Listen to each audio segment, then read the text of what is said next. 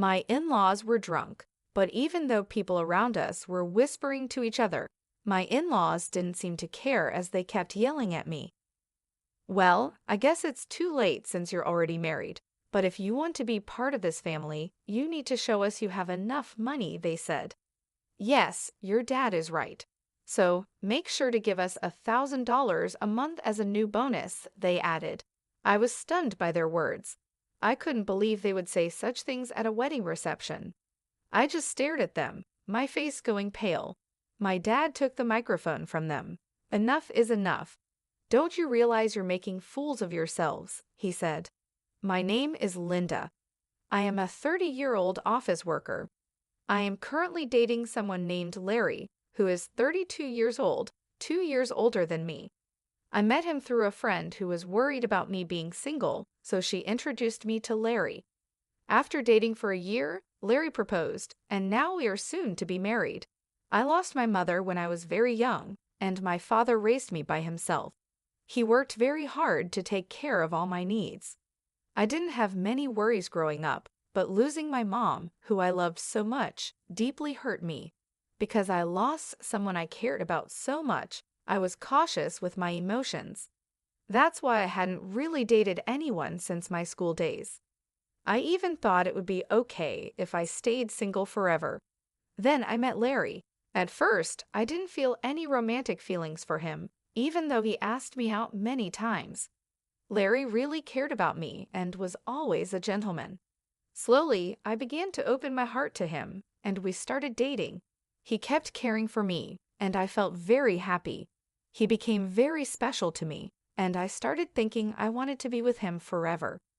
Then he proposed, and we decided to get married.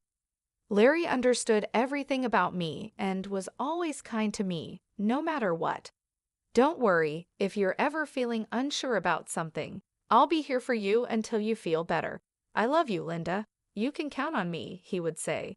His words moved me. He promised to make me happy for the rest of my life. Just being with him warmed my heart. If he cared that much for me, I thought I should do the same for him. When I told my father that we decided to get married, he was so happy that he cried. "Wow, Linda, you're finally getting married. I'm so happy for you," he said. "Oh, Dad, you're being dramatic," I joked. "Wow, I hadn't heard anything like that from you until now. I was always worried that you might never get married," he replied. "Oh, really? I had no idea you were worried about that," I said. "Well, every father worries about his daughter, you know. Anyway, congratulations," he said. "Thanks, Dad," I replied. I was so happy to be congratulated by my dad, who had raised me by himself. I thought I would probably cry at the wedding, and my dad would probably cry even more since he was already crying now. With that, Larry and I started preparing for our wedding. We were both busy with our jobs, so our days were very hectic. We worked during the weekdays and made wedding preparations over the weekends. There was no time to rest. Our calendars were always full. On the rare day off, we were supposed to visit Larry's parents' house. I was going to meet Larry's parents for the first time. Larry had come over to meet my father right after he proposed to me. Originally, I had planned to visit Larry's parents right after that to introduce myself, but they were very busy and our schedules never matched. Finally, some time passed, and we managed to arrange a visit. As we arrived at his parents' house, I suddenly felt nervous. "Don't worry, my parents are very kind," Larry reassured me. His words made me feel a bit better, and I rang the doorbell. It was his mother who opened the door. "Mom, I'm home," Larry said. "Welcome home, Larry. It's so good of you to come," his mother replied warmly as she talked with her son. I greeted her as politely as I could. "Nice to meet you. My name is Linda, and I'm Larry's fiancée." "I see, so you're Linda," she said. Her voice was much lower than when she spoke to Larry, and her smile vanished. She looked me up and down as if judging me. Then she led us to the living room, where her cold attitude didn't change. "Linda, I'm curious about what you bring to the table. Larry is our treasure and our only child. If you're going to marry him, you need to be a suitable wife. Are you worthy of him?" she asked. more like an interrogation. I was taken aback by her question. I hadn't expected such a cold attitude from my future mother-in-law and was at a loss for words. "You're going to join our family, you know. Are you ready for that?" she continued. True, marrying Larry meant joining his family. But it's not like Larry's family were the Kennedys or some well-known high society family. It's not like I was marrying into a royal family. Why was I being asked to make such a commitment? Besides, I wasn't even going to live with them. I don't like being pressured with questions like these. As I was thinking about how to respond, his mother seemed impatient with my slow reply and scolded me harshly. "When I ask you a question, answer me right away. You're so rude," she snapped. "I'm asking if you're ready for this," she continued, raising her voice. Despite feeling overwhelmed, I managed to say, "I hope that Larry and I will support each other in our marriage." When I said that, his mother was not convinced. What a naive thing to say. You aren't just going to support each other. You are supposed to support Larry. It's your job as a wife to support your husband. You don't even understand the basics, she criticized. Then, Larry's father, who was sitting next to her, intervened. "Honey, calm down." "Sorry about that, Linda. You must have been startled by my wife's words," he said, trying to ease the tension. "It's all right," I replied, trying to remain calm. His mother is very protective of her only son. Maybe she was just nervous and spoke without thinking. Just then, Larry's brother walked in. He spoke in a quiet, calm, and gentle tone. He seemed like a kind man, which gave me a moment of relief. But that relief was short-lived. With a smile on his face, he said the most unexpected thing. "What my wife says is actually justified. What concerns me the most is that you come from a single-parent family." "What do you mean by that?" I asked, confused. "Well, being raised by just one parent doesn't have a good public image. We can't be too happy to have such a person become the wife of our only son, can we?" he explained. "Hold on a minute," I said, unable to let this comment slide. "What is wrong with being raised by a single parent?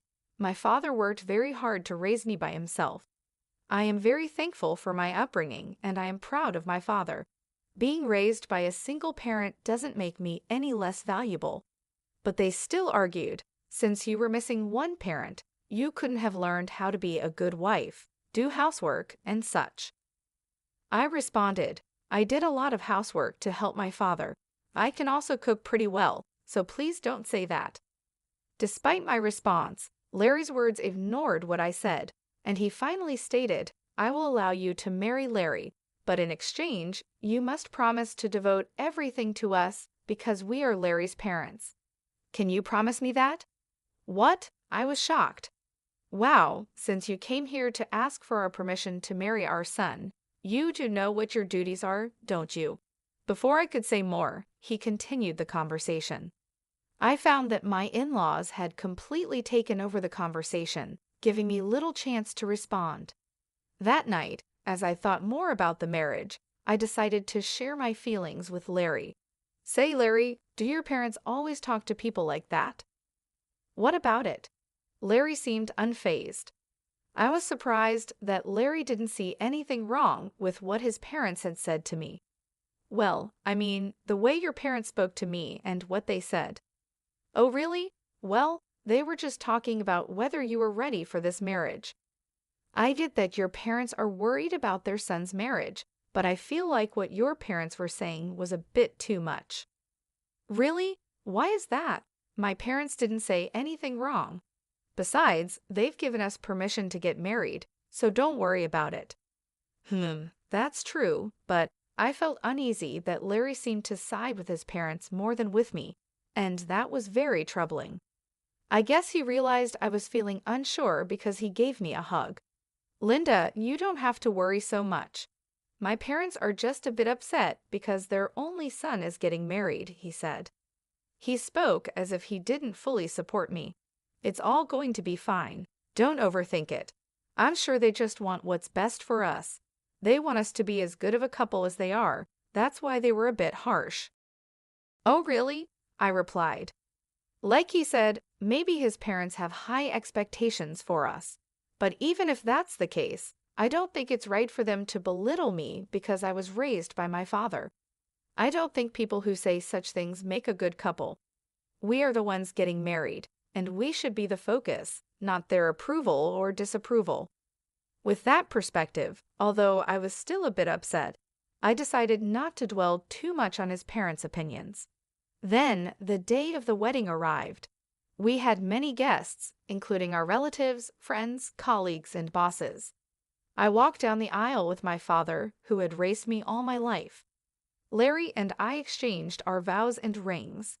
We were met with applause, and for the first time, I truly realized that I was getting married to Larry. I felt a happiness I had never felt before as we walked into the reception hall. We made our way through the crowd, greeted by videos of us as part of the entertainment. It was a joyful time. I chatted with friends I hadn't seen in a while, and many people congratulated us. Despite my earlier worries about his parents, I was glad I had decided to marry Larry. I was glad we decided to have a memorable day. After the ceremony, we planned to officially register our marriage and Frank, and I would become husband and wife. I cherished every moment and felt so happy. Time flew by, and soon it was time for the final part of the event. The bride, groom, and both sets of parents lined up to greet the guests. But I started to feel uneasy because of Frank's parents. We were all supposed to be standing in line, but his parents were wobbly on their feet. If you looked closely, you could see that their faces were bright red. They had drunk too much. Some relatives asked if they were okay. My in-laws were clearly drunk, but we had to wrap up the ceremony and get it over with. The moderator handed the microphone to me and Larry. Suddenly, Larry's mother snatched my hand away from him and yelled at me like a professional wrestler in the middle of a challenge. Listen to me, Linda. After this wedding, you are going to devote yourself to us completely. Prepare yourself because we are going to test you really hard. The guests started whispering to each other, and some even thought it was a joke and laughed. Then Larry's father grabbed the microphone. Linda, don't you feel embarrassed to wear a dress like that? It doesn't suit you at all. Dear, you should tell her the truth, his mother chimed in. As expected, the whispers among the guests changed in tone. I looked at Larry, hoping he would stop his father's rude comments. But Larry said he couldn't do that and that his parents weren't doing anything wrong. It became clear he would never protect me from his parents in the future. That was the moment I realized it. I was certain of it, even as the hall buzzed around us. My in-laws were drunk and continued to insult me. Well, you're already married, but if you're going to be part of this family, you need to prove that you have enough money, they said. Yes, that's right, they continued. After you register your marriage at the city hall, you should give us a few $1,000s a month and your entire bonus. I was shocked by their words. I never thought they would say such things at our wedding reception. I just stared at them, feeling my face go pale. My father took the microphone from them. Enough of this. Don't you realize you're making fools of yourselves? He said, though still showing some respect. His parents glared at my father. Why are you interrupting us while we're talking? I knew this woman's father was no good. Single parents are never any good, they said. Why do they talk like this?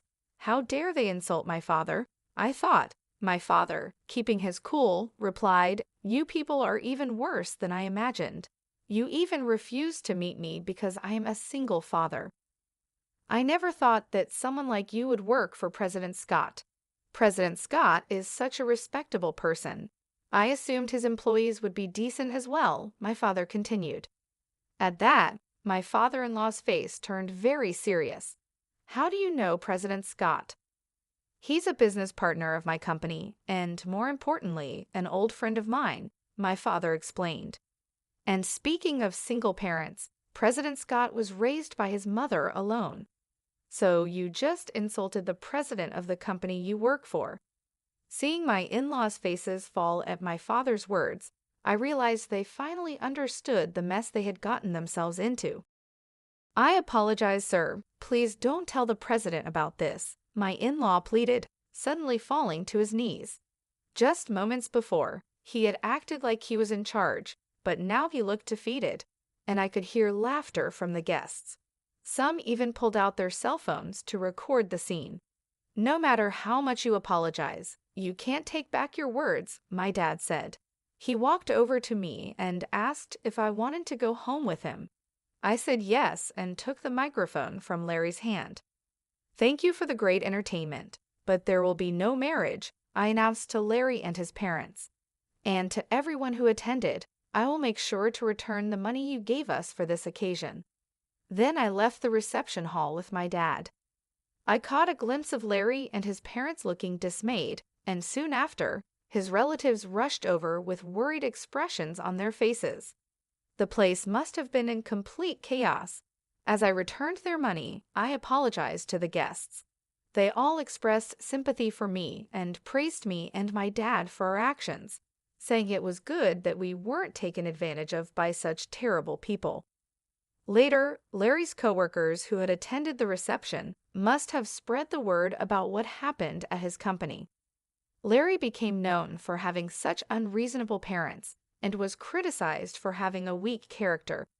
His embarrassment was so great that he resigned voluntarily. And of course, the president of my father-in-law's company found out about the incident. Larry's father was demoted and sent to an insignificant division of the company, transferred to a remote office in the countryside. I heard that Larry's family has been ostracized by all his relatives because of what happened at the wedding. While it's unfortunate, it really was their own doing, and sometimes things like that just can't be avoided. In the meantime, I've been using this opportunity to strengthen my relationship with my dad. We've been spending more quality time together, and it's helped me appreciate all he's done for me even more. One day, he sat me down for a serious talk. "Linda, are you interested in running the business?" he asked, looking at me with a mixture of hope and seriousness. "Do you mean?" I started, a bit unsure where he was heading with this. "Why don't you work towards becoming the president of my company?" he suggested. It was a big step, and he seemed to believe I was ready to take it on. "I'll do my best," I promised him, feeling a mix of excitement and nervousness. I decided then to focus on stepping up my game at work rather than getting entangled in romantic relationships for now. I wanted to prove to myself and to my dad that I could excel and perhaps one day be a great leader like him. Currently, I am deeply involved in learning everything I can at my dad's company. The work is challenging but fulfilling, and I'm determined to make the most of this opportunity. Reflecting on the wedding fiasco, it's clear that Larry's in-laws were quite unreasonable, turning what should have been a beautiful event into a spectacle. Thankfully, since the marriage wasn't officially registered, Linda myself in this scenario was spared from a legally binding mistake. Now, free from any marital ties, and with no looming in-law issues, I can focus solely on my career aspirations. It's a relief to know that out of a chaotic situation came a clear path forward for me. I look forward to what the future holds and am excited about the potential of leading the company. I wish myself all the best and hope that anyone watching this story can take something valuable from it. Thank you for staying till the end. Please consider subscribing if you enjoyed this story, and I hope to